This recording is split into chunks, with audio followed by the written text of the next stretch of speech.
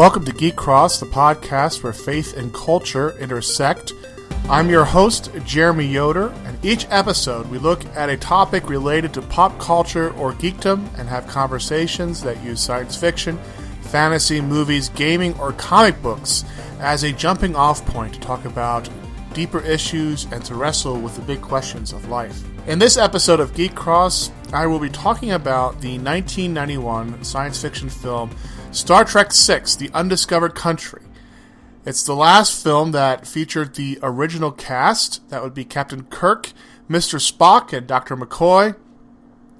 And we'll be looking at what this film has to say about fundamental and foundational change in society, how people deal with change, how people resist change, how they fight change, and in some cases accept the changes that are going around them. As always, there are spoiler warnings. I don't feel particularly bad about spoiling a film that's almost 25 years old, but just to be aware, I will be talking plot points. Now, typically, when people talk about their favorite original cast Star Trek movies, they mention one of three films: Star Trek II, The Wrath of Khan, Star Trek IV, The Voyage Home, and Star Trek VI. Now, Star Trek IV is often the most popular among the non-Star Trek fan, non-Trekkie people, because it's funny and it has whales.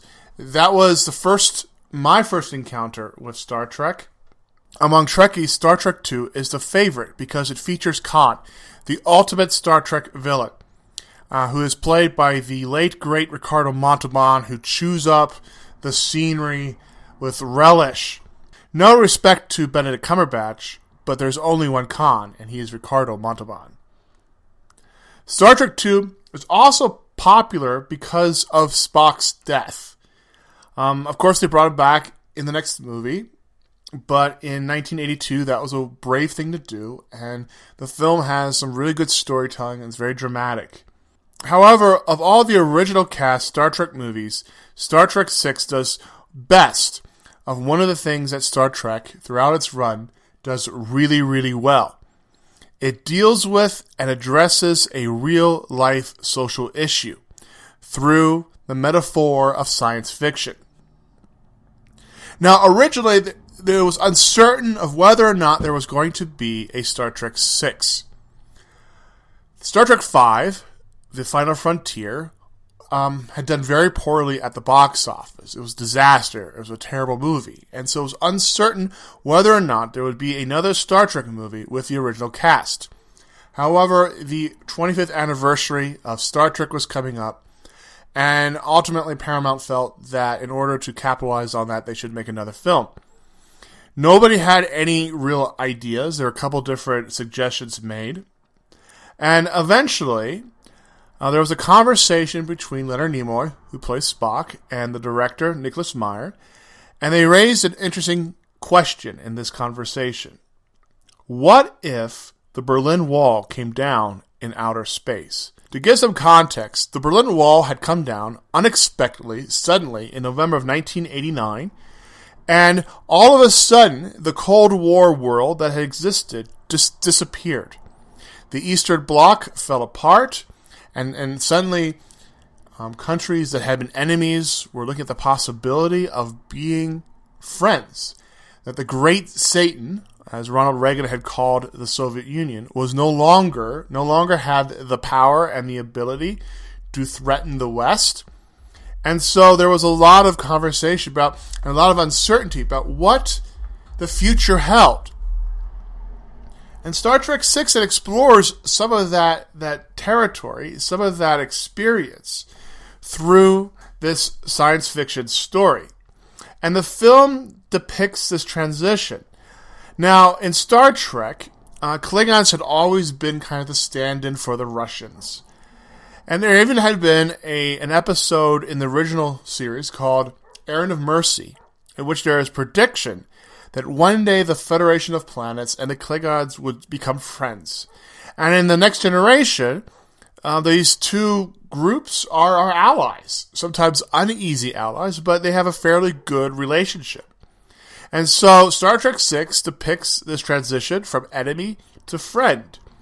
How these long-standing enemies who have been involved in a Cold War of their own, this intergalactic Cold War, embraced one another. And also the attempts by some of those on both sides to keep this embrace, to keep this peace from happening. The film begins with a Chernobyl-like disaster. While on patrol, the USS Excelsior is caught in the shockwave of an explosion from the Klingon moon Praxis. And about half the planet, over half the planet of this moon disappears, is blown into oblivion. Praxis is the major energy-producing moon for the Klingon Empire, and it exploded due to poor management, over mining, the kinds of things that caused Chernobyl to blow up. And so the Klingons are now in this crisis moment. Without Praxis, without the energy that is produced, the Empire could fall apart. The Klingon race could go extinct within the next 50 years. Now, in response to this crisis, the Klingon Chancellor Gorkon, who is a Mikhail Gorbachev type, sues for peace. He comes to the Federation. He goes through the Vulcan ambassador, Sarek, and says we can no longer afford to have military hostilities with the Federation. We can no longer afford to maintain a military presence along the neutral zone, which is the border between the Federation and the Klingons. In response to this outreach, Captain Kirk and the Enterprise are sent to accompany Gorkon to a peace conference. But on the way, the Chancellor is assassinated. Kirk and McCoy are framed. They are arrested by the Klingons. They are found guilty in a show trial, and they sent to a gulag-like prison colony on an asteroid. And as the Enterprise crew, now commanded by Spock, struggle and race to find out what is going on and to prove McCoy's and Kirk's innocence, they discover a conspiracy that involves both Klingons and the Federation. And it is a conspiracy to assassinate the leadership on both sides that are seeking peace in order to start a new war, in order to prevent demilitarization along the neutral zone. Now, why would somebody do that? Why would somebody go to the extreme of assassinating their own leadership in order to prevent change from happening? Now, why would somebody do that? Why would somebody assassinate their own leadership in order to prevent peace? I think the root of this conspiracy is fear. Each side does not trust the other. The Federation does not trust the Klingons don't trust the Federation. And so the thought of demilitarization, of taking away the star bases and the colonies and the ships that serve as deterrents along the neutral zone is incredibly frightening. So frightening that people are willing to kill, willing to prevent this peace from happening at all costs. Now, we as humans have a tendency to view change as a kind of threat, as something that is dangerous. After all, change is a kind of death. Something that we have loved and cherished and has given us comfort and security and was a way that we made sense of the world dies. It stops being a reality. And all of a sudden we are confronted with uncertainty. And so, as a species, when we respond to threats, we do either one of two things. We either, flee or we fight. Right? It's the fight or flight instinct. We either fight the change with every fiber of our being, doing whatever we can to prevent this change from happening, or we flee. We run away, we hide, we try to go someplace where we no longer have to deal with the change. And in this case, this conspiracy chooses to fight, chooses to kill, chooses to do whatever it has to do to prevent peace. The subtitle of Star Trek VI, The Undiscovered Country, comes from Hamlet's "to be or not to be" soliloquy. And in Shakespeare's play, The Undiscovered Country is a reference to death. In the film, The Undiscovered Country is the future. At a toast, Chancellor Gorkin refers to this future between the Federation and the Klingons as the Undiscovered Country. It is the territory, it is the region, it is the land, it's the area that we don't know, that we have not explored, that we don't understand. It is stepping out into the unknown. Once upon a time, during the age of exploration, map makers would draw fantastical creatures, sea creatures and land creatures on areas of the world that had not been explored yet. It's that phrase, "Here be dragons." Don't know what's there. It is risky. It's potentially dangerous. And so for the Klingons and the Federation to give up their hatred and their fear of each other, to move into a new relationship with each other is an incredibly frightening and scary thing. Now, the film does something really brave. Something I think that is really good storytelling, and I think is one of the bravest things I've ever seen in Star Trek. The film has its characters, Captain Kirk, for example, who are well-loved, who are iconic, who people have watched and trusted for decades to be less than perfect, and to say racist, I don't know what else to call it, racist things about Klingons. It was a point of contention in the film. Nichelle Nicholas, who plays Lieutenant Uhura, had been active in the civil rights movement and refused to say some of the lines that were written for her. One of the lines, in a scene where Chekhov says, "Guess who's coming to dinner?" in response to the invitation for the Klingons to come onto the Enterprise, that was originally for Lieutenant Uhura, but Nichols refused to say it. Brock Peters, who plays Admiral Cartwright, also really struggled with his lines. Now, Brock Peters had played Tom Robinson in the film version of To Kill a Mockingbird, in which he played an African-American man who had been falsely accused of rape and then is found guilty. Here in Star Trek VI, as Admiral Cartwright, he gives this horrible, awful, terrible, jingoistic, racist speech, and according to accounts, he barely got through it. It was a deeply emotional and difficult thing for him to do.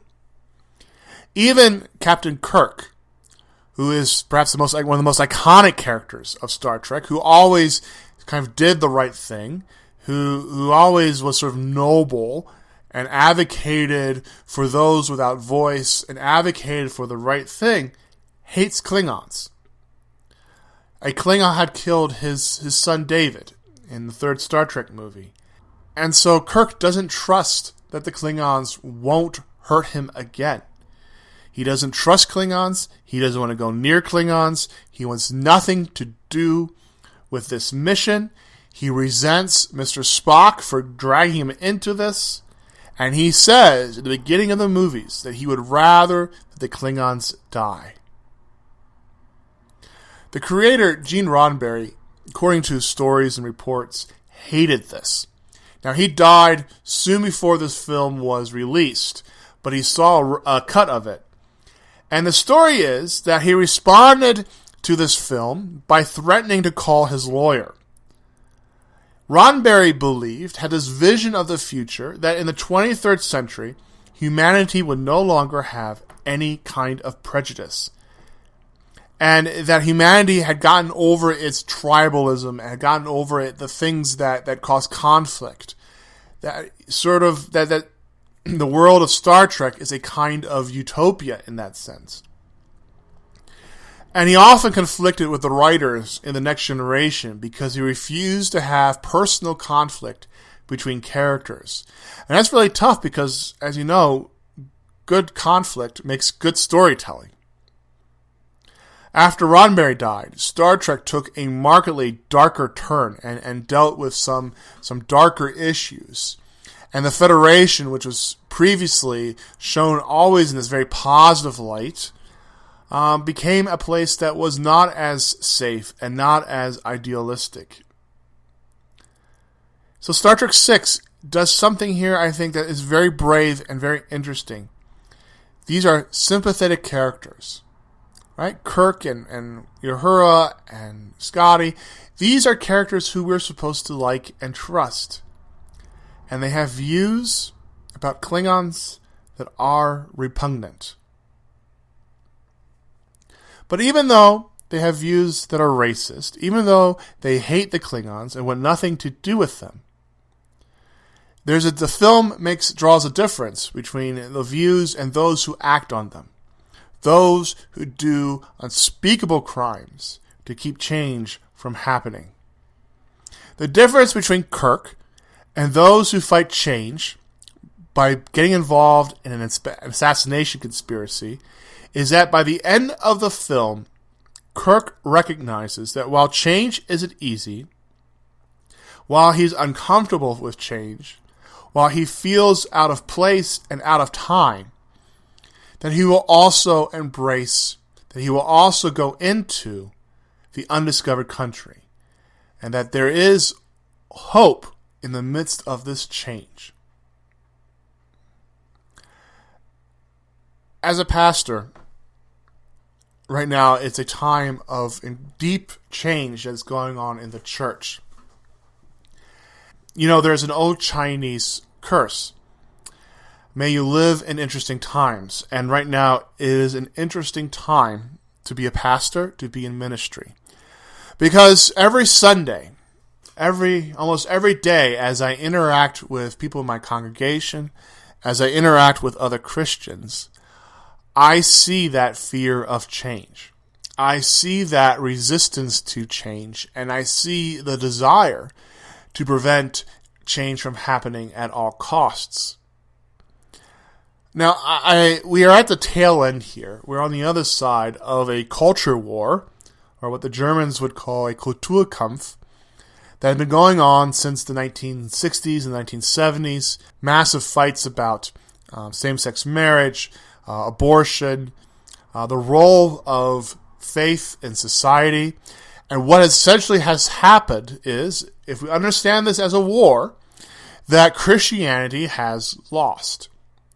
That secularism is on the rise, that there is an increase in what we call the nuns, those that claim no religious affiliation at all. And what I see, is a church, is a denomination, is a faith that is in deep crisis right now. That we don't know the way forward, that our churches are getting older and poorer and are unable to sustain the infrastructure of what church was. We're having neighbors now with very different views about life and what that means. And suddenly Christians find themselves in the position of losing privilege. That society is no longer willing to buy into Christian faith. That society is no longer willing to support Christian values and beliefs, but rather challenges them. In that sense, in that way, I feel that the fight over same-sex marriage is in part a proxy fight regarding the loss of power and the loss of position and the loss of influence in American society. And so, as a pastor, I often hear people say alarming things. People are deeply afraid of persecution and talk about that the church is on the verge of being persecuted, either by secular people, by atheists, by a government that does not respect religious belief, hence all the argument and drama about religious freedom and what that might mean, or fears of Islam, fears of ISIS. I've had people pray that if ISIS came to cut off their heads, that they would remain committed, they themselves would remain committed to Jesus. There's an enormous amount of fear. And I think because there's change going on, that we are in the midst of a 500-year change. That is a change that happens every 500 years, where there is a dramatic shift in the relationship between the church and society, and what it means to be a Christian and what it means to be a believer. 500 years ago, the last time this happened, that was the Reformation. And we're experiencing that kind of significant shift and change. And people do not know how to respond or what to do about it. I think as I deal with folks who are struggling with these changes, I have a sense of compassion and empathy for them. It's not just church, though. It's not just Christianity where we see this fear of change. One of the other places that I have, in the last number of months, seen this fear has to do with video games and, of course, the entire GamerGate controversy. And I'm not going to go into all the issues about it. For those of you who don't follow video games, GamerGate was a consumer revolt against game journalism, of what people say is collusion between developers and the media. What it really has been a harassment campaign against women that work in tech, women that are games journalists, women that are developers, women that play games, women that have any kind of opinion on games. The argument, the fear is that feminists are taking away their people's games by critiquing the violence and misogyny in video games. And so there's an enormous amount of fear that something that these folks cherish, these video games, are going to go away, and they're going to be replaced with something that is not as fun, not as fulfilling, because of the feminists. It's a very similar dynamic with what's going on in the church, and people are responding to these threats, to these perceived threats, with this sort of viciousness that is sort of nasty and dehumanizing and just awful. We don't have to deal with change this way. We can embrace change in ways that are hopeful and ways that are even joyous. All change is hard. All change is a kind of death. After we go through change, we can see the path. We have the 2020 vision to see how we got here. When we're at the beginning of the change, we don't always know the way forward. And that is frightening and that is scary. There's a concept in Judaism called shalom. And the word literally means peace, completeness, prosperity, and welfare. And it's more just simply than just peace. It is concern for another individual's or another group's well-being and prosperity. It is about right relationship between individuals and with people. I think one of the hardest things for us as humans is to be in right relationship with each other. So often we're broken. So often we're wounded. And when we experience threat and when we experience crisis, that brokenness and that woundedness comes out and hurts and harms other people. I had a mentor that used to tell me that wounded people wound others. And so I think one of the challenges of when we go through life, when we deal with the unfamiliar, when we deal with the struggle of the new, when we lose or we are afraid that we are going to lose things that we care about, is that we seek to remain in right relationship with other people. That we try not to harm them, that we try not to hurt them, that we try to find ways of embracing the change with joy, of seeking goodness in the change that happens. Because I do believe if we seek goodness, we will find it, even in the most difficult times. I think that's what Star Trek VI ultimately is about learning how to embrace change, learning how to overcome one's own prejudice, one's own fear, one's own hatred. And because of that message within Star Trek VI, I think it's unique among the Star Trek movies. And I'm very grateful for a lesson in a science fiction movie about these kinds of things. I hope you enjoyed this episode of GeekCross. You can find us on Facebook, on Twitter at GeekCross Show. You can also send us an email at geekcrossshow@gmail.com. GeekCross is a McLaren production. I am your host, Jeremy Yoder. Thanks for listening.